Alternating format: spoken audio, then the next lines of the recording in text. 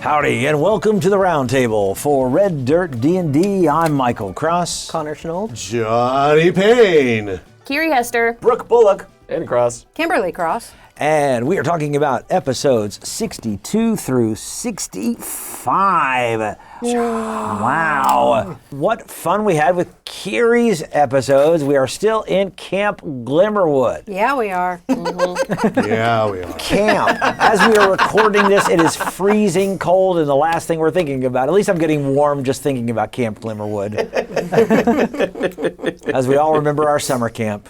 Hopefully fondly. I was pondering, like the kids in Siberia, do they go to camp? It's called the... Well, summer camp, not you gonna know, make but that joke. there, when it's 50 degrees, they're like, man, God, it's like Right. 50 degrees. That's Like, right. like in Alaska, as long as the wind isn't blowing, you can wear shorts and a tank top. Yeah. Exactly.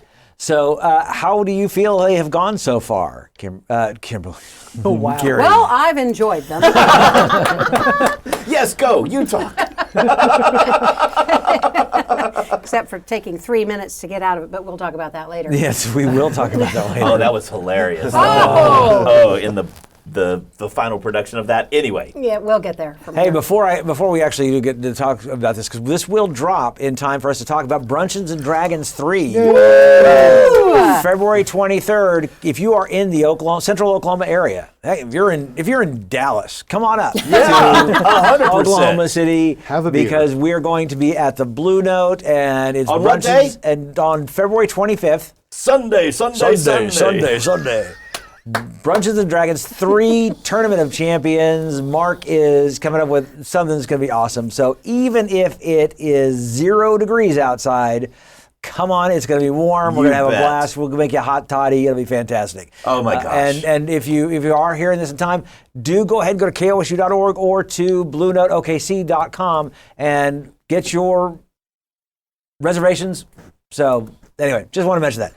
Anyway, Kiri, what did you think of so far of your episodes that you've been running? I mean, considering the fact that the episodes that we ran last time, I stayed up until 3 a.m. writing the night before, and then woke up again at 8 to continue writing before I had to leave. Not bad. I think they were very good. I think it's hilarious that you write so much into your stories. I think there's so many DMs that I know that are like, I'll wing it, and they do, and I'm not that kind of person. I can't do that. Sometimes I can, but when I have this many NPCs, I really need to. It really helps me to just have their stuff written out. And so the irony is that RP episodes either involve a lot of writing or no writing, because I'll just leave myself a note saying, let them RP here. And with this RP group- we shall. Yes, exactly. Well, I think, Aiden, we were talking about how the longest things that will last, the ones that go the longest in recording, are the shortest for you to write. Yeah, combat. If you say, okay, there's these guys in this combat, that's a sentence or two. They fight here. Yeah. Maybe there's some strategy. How do you put there? I don't know. Yeah, you might put down what the monsters are going to do. Copy and paste the stat Well, block. and I will say, in regards to writing, being co-DMs has really been wonderful in that, for a few reasons. One, I don't love running combat. I'll do it. It's not my favorite part of Dungeons & Dragons, but Aiden is really good at it and seems to really enjoy it. And so I'll just say, hey, I want a combat here, but I don't want it to be, I want it to be pretty easy, just to kind of, I'll kind of give him the vibe. And then he's like, yeah, I got it. And so then in my notes, it just says combat in little brackets. And it does help having a co-DM. Because then I also don't have to talk to myself. Exactly. So when Billy needs to do his dungeon room, which is the next thing we're going to record here in a minute, I want you to know, dear listener, I have no idea what's in that room. I just said, Aiden, hey, do you want to run Billy's room? And he's like, yeah, I've got it. And I was like, okay, you know what skill he's supposed to be working on. And so those things I'm really playing there. So I get kind of to be, the parts of, sometimes as a forever DM, you feel like, oh, I never get to play.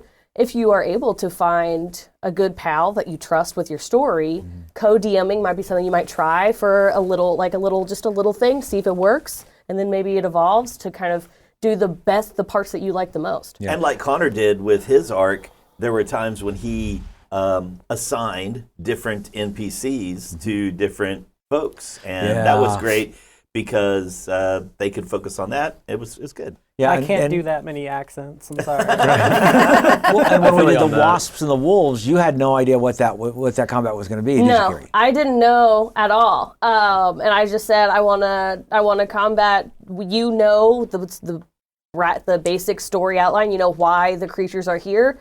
Make it plausible. I have the inkling of a theory on that. As I was re-listening, I have an inkling of a theory on that. We'll talk later. Yeah, we should talk about that during the Patreon part. So That's right. Hey, if you want to hear How do we do Brooke's that? theory, you got to become a Patreon member at patreon.com/reddirtdnd. More about that later. But let's talk about episode 62. So we had gone through Johnny and his glitter With a bomb. spear, just right. Oh no! Johnny went and found out that the pixie. Oh, that the art storage. barn had been destroyed, Right. and he had to bolster He the comes pixie back scouts. with the glitter all over him. He's covered in glue and glitter. Twitch Bubba is, duck to his fur. Twitch It's is everywhere. awesome. You are doing such a good job. Yeah, it's a great arc for him with him changing. Yeah. But then we find out the other ones, Brock and Blackjack. Are working out. Who do you play? They're pumping iron. I love this. Yeah, they are. I love the sentient weights, and maybe they're not really sentient, but the idea The that they adaptable could, weights, they yeah. just What adapt a off of. fantastic idea. That wasn't mine. He can't bring all of his gym No. equipment every summer. And you know how much that would weigh? That would never fly on an airline. So he has to have magic. Magic exists in this world. Yeah. I immediately was trying to figure out, okay, what spell is that? What gravity spell is that? And would- that's how we know you're a wizard and not a sorcerer. And it's basically they're like almost semi-sentient weights because you don't tell them. They actually know. Okay, I've got to. If Brock's picking this up, it can be 50 pounds. If Blackjack's picking it up, it needs to be 3. It needs to be just heavy enough to be Yeah. a challenge to help you build muscle, but not so heavy that you can't pick it up. I think that is a genius idea. I wish we actually had those. I know, right? Oh my That'd be gosh! so much Getting easier. a weight room together would be so much cheaper. The one set. And so you can hand down to your children, not an entire set of weights. It's a storage thing. It's a storage thing.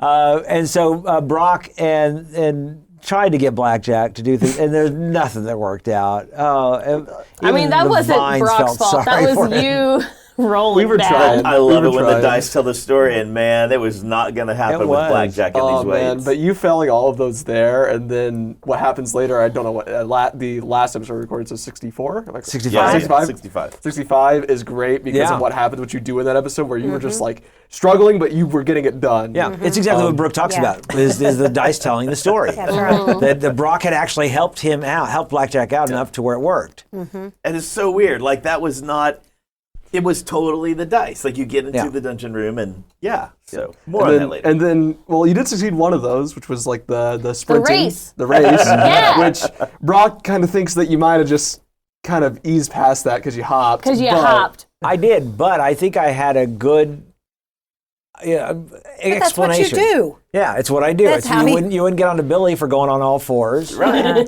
So it's just that's Yeah. how I run. is It's I all, gotta hop. it's all certain point of view. It's I run by not running, is what you just said. I run by hopping. Well, yeah. Yeah, I move fast by not certain running. point of view. So you, from the perspective of the point of this is to get there as fast as you can. Exactly, You win. yes. If the point was to run there as fast as you can, You break some rules. So, but you did get Blackjack the and the camo rules. I did bucket get hat. yes, so Never. got this camo bucket hat. I love the camo bucket hat. You don't know what it does yet. I know what it does. I know what it does. It's something to do with greater invisibility, but we don't know the specifics, and I have yet to get a long rest to be able to attune to this. And But figure out. I love behind the scenes a little bit whenever you cast Identify, and you can tell Kiri, had written it Yeah. at 4 a.m. She was like, oh crap. I don't Like, know I'd what forgotten. spells Blackjack has.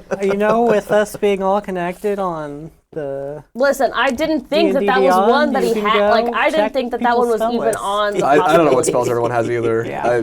I just like being surprised. But Carrie was also wearing a bucket hat. I was at the wearing a time, bucket so it was hat. nice to have that little visual aid. Because I had very dirty hair. Carrie, was the gym smell in Brock's room? Was that also kind of a DM distraction? No.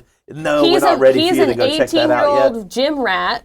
It's not okay. He's not doing his own laundry. It's funk is stinky in real. there. It's bad. I'm intrigued by this butterfly painting, right? And I didn't. These characters are complex. Yeah. There we go. They have depth. They have layers. They have layers. They're all like onions. like onions. like an onion. So yes, the Boris Vallejo posters and the and the funk of a teenager. I know.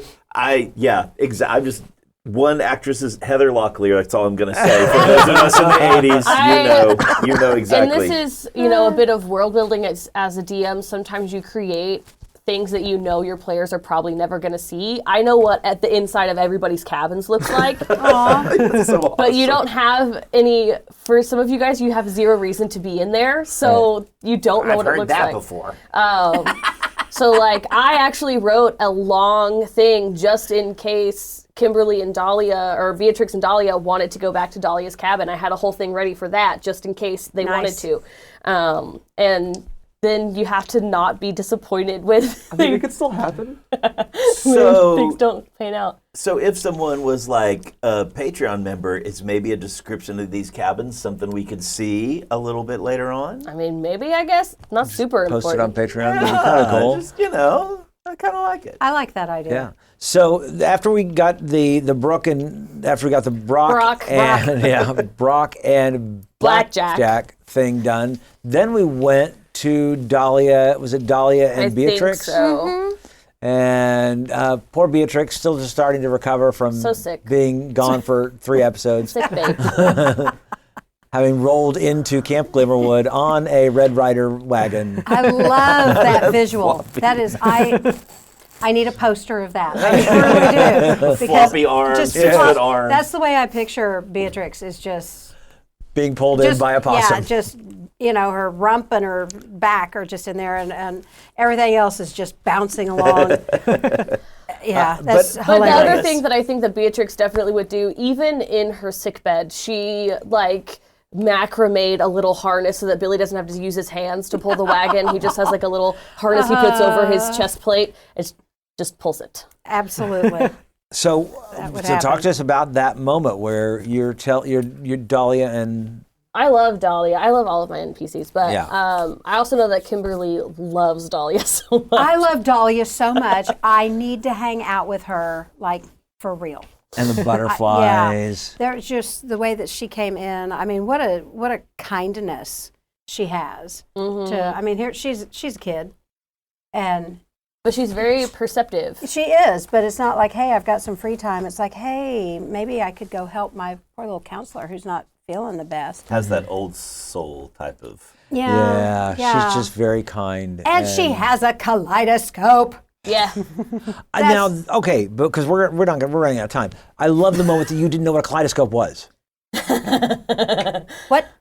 That Dahlia doesn't know what a kaleidoscope is. Right. But you Oh. knew from your pirate village. Yes. And so yes. she's going to have to make one now with Yeah, some that little she had a crystals. kaleidoscope of butterflies, so she knows what that is. Yeah. But yes, didn't know what the so Beatrix was able to explain about the beautiful, soothing, actual brass kaleidoscope. Yeah, it's yes, beautiful. Which Kimberly actually right now wants one because I've thought about that so much since then. I keep thinking I need one of those. I don't think I've looked through a kaleidoscope since I was maybe a teenager. Yeah. And I think that would be amazing to see that again. So, all right, we're coming on the 15-minute mark, and so we've got a lot more to talk about. Episode 62 through 65 were fantastic, and if you want to hear more of this, you need to become a Patreon member. Now, when you become a Patreon member, not only will you get the full versions of these roundtables, but you also get our episodes 4 days early. You get bonus content. You get access to our Discord server and so many things that we're doing on that server that we get to talk to all of our friends and all of our fans and let them know what's going on. We want you to do that as well. So we're asking you to become a Patreon member right now, whatever level works best for you. It's just a lot of fun and it helps us raise money to go to events. And we know we've got TokenCon coming up this year, and SoonerCon, and New World Comic Con. Who knows what else? So, become a member right now. Patreon.com/RedDirtDnD. We're going to go to the full version of our roundtable right now.